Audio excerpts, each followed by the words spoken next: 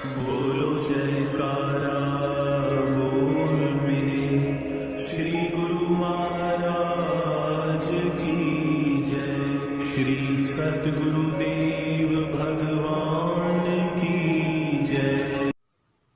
गुरुमुखो, एक समय की बात है, श्री कृष्ण जी के मंदिर में मीराबाई पूजा करने जाती थी। उसके मार्ग में एक छोटा बगीचा था। उसमें कुछ घनी छाया वाले वृक्ष भी थे। उस बगीचे में परमेश्वर कबीर जी तथा संत रविदास जी सत्संग कर रहे थे। सुबह के लगभग 10 बजे का समय था। मीरा जी ने देखा कि यहाँ परमात्मा की चर्चा व कथा चल रही है। कुछ देर सुनकर चलते।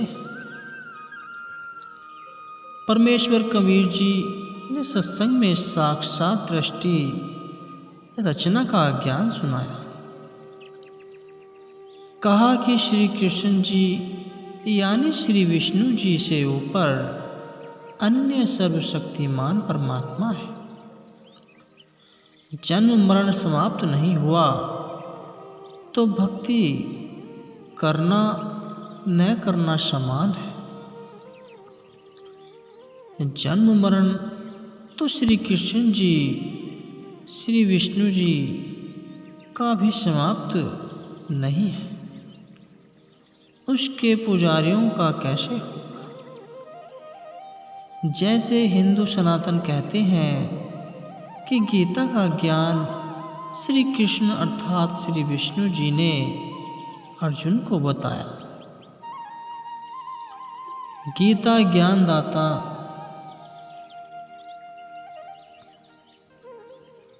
अध्याय 2 श्लोक 12, अध्याय 4 श्लोक 5, अध्याय 10 श्लोक 2 में स्पष्ट कर रहा है कि हे अर्जुन, तेरे और मेरे बहुत जन्म हो चुके हैं। तू नहीं जानता, मैं जानता हूँ। इससे स्वयं सिद्ध है कि श्री कृष्ण जी का भी जन्म मरण समाप्त नहीं है। यह अविनाशी नहीं है। इसलिए गीता अध्याय 18 श्लोक 62 में गीता बोलने वाले ने कहा है कि हे भारत, तू सर्वभाव से उस परमेश्वर की शरण में जा। उस परमेश्वर की कृपा से ही तू सनातन परम धर्म धाम को तथा परम शक्ति को प्राप्त होगा। परमेश्वर कबीर जी के मुख कमल से यह वचन सुनकर परमात्मा के लिए भटक रही आत्मा को नई रोशनी मिली। सत्संग के उपरांत मीराबाई जी ने प्रश्न किया है कि हे महात्मा जी, आपकी आज्ञा हो तो शंका का समाधान करवाऊं। कबीर जी ने कहा कि प्रश्न करो बहन जी। प्रश्न यह है, हे महात्मा जी, आज तक मैंने किसी से नहीं सुना कि श्री कृष्ण जी से भी ऊपर कोई परमात्मा है।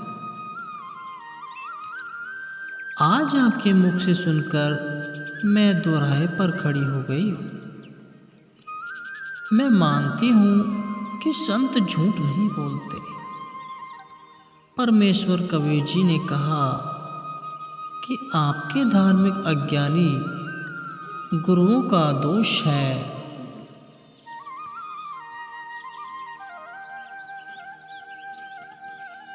जिन्हें स्वयं ज्ञान नहीं कि आपके सदग्रंथ क्या ज्ञान बताते हैं।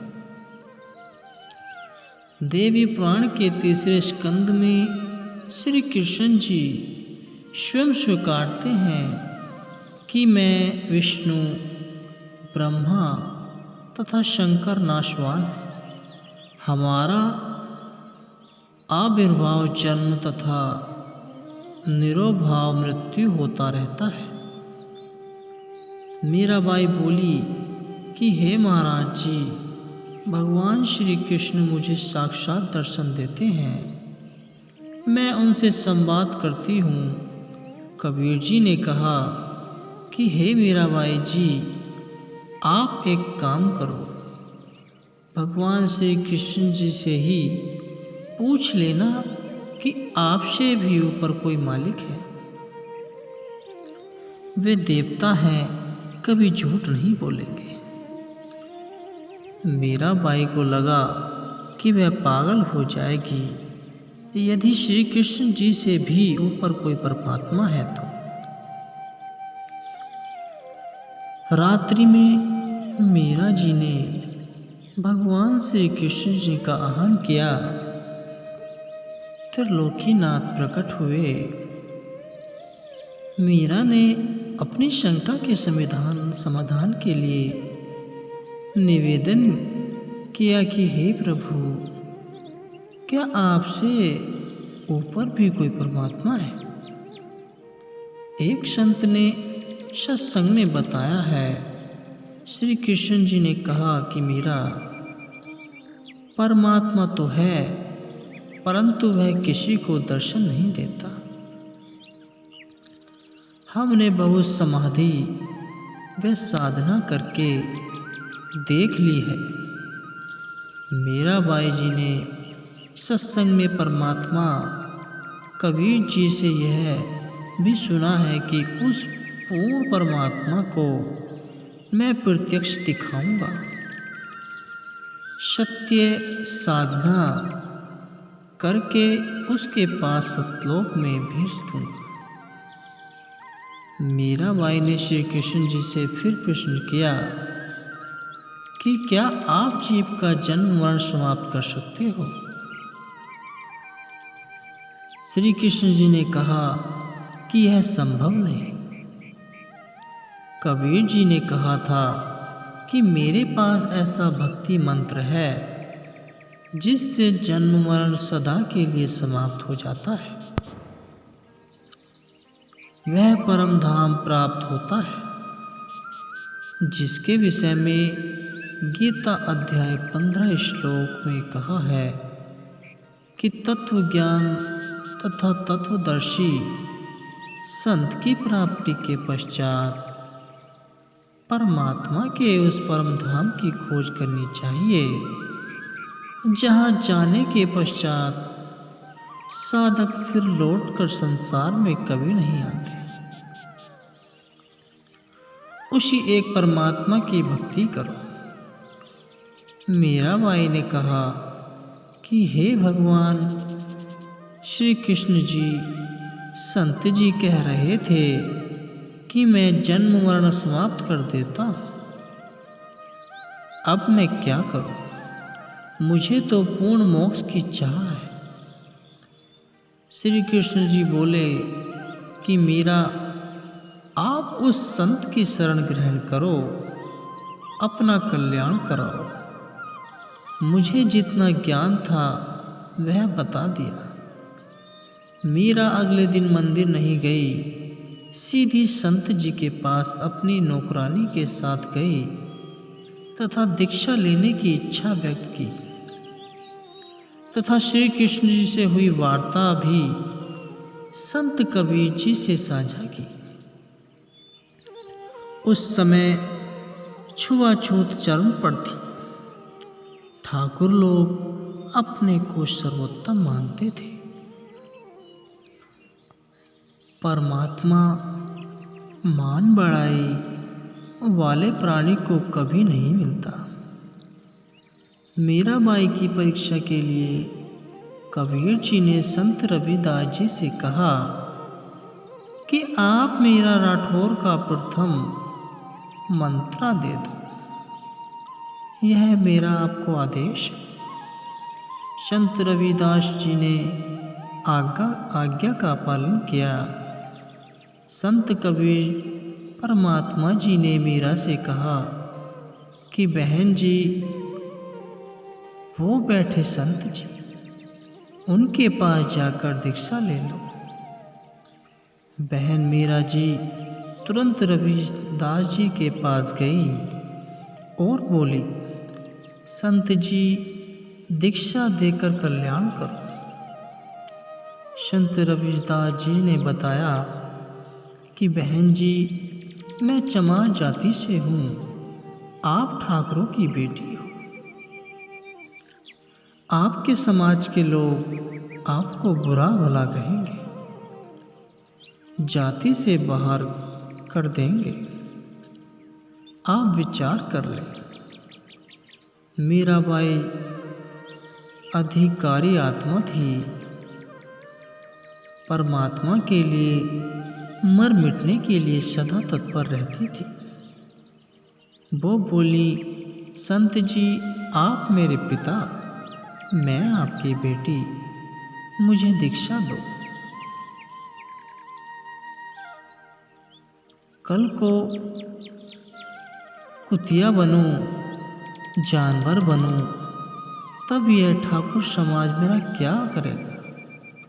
सत्संग में बड़े गुरुजी कबीर जी ने बताया है कि कबीर कुल करनी के कारणे हंसा गया भिगोए, तब कुल क्या कर लेगा जब चार पाँव का हो।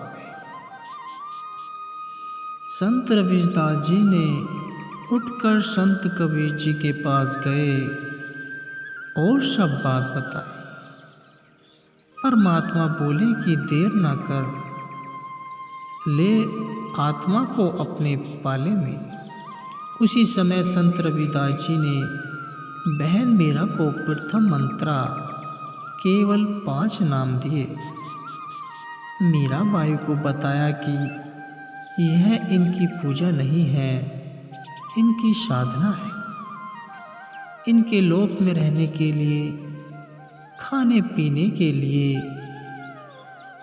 जो भक्ति धन चाहिए वह इन मंत्रों से ही मिलता है। यहाँ का ऋण उतर जाता है, फिर मोक्ष के लिए अधिकारी होते हैं। परमात्मा कबीर जी तथा संत रविदास जी वहाँ 1 महीना रुके। मीराबाई पहले तो दिन में 4 बार जाती थी, फिर रात्रि में भी सत्संग में जाने लगी, क्योंकि सत्संग दिन में कम तथा रात्रि में अधिक होता था। कोई दिन में समय निकाल लेता, कोई रात्रि में। मीरा के देवर राणा जी मीरा को रात्रि में घर से बाहर जाता देखकर जल भून गए, परंतु मीरा को रोकना तूफान को रोकने के समान था। इसलिए राणा जी ने अपनी मौसी जी यानी मीरा की माता जी को बुलाया और मीरा को समझाने के लिए कहा कि इसने हमारी इज्जत का नाश कर दिया। बेटी माता की बात न मानती। मीरा की माता ने मीरा को समझाया। मीरा ने उसका तुरंत उत्तर दिया। यह कथा सुनकर गुरुमुखों कैसा लगा, अपनी राय और वीडियो को लाइक करें और अपनी राय कमेंट में दें और चैनल को सब्सक्राइब जरूर करें।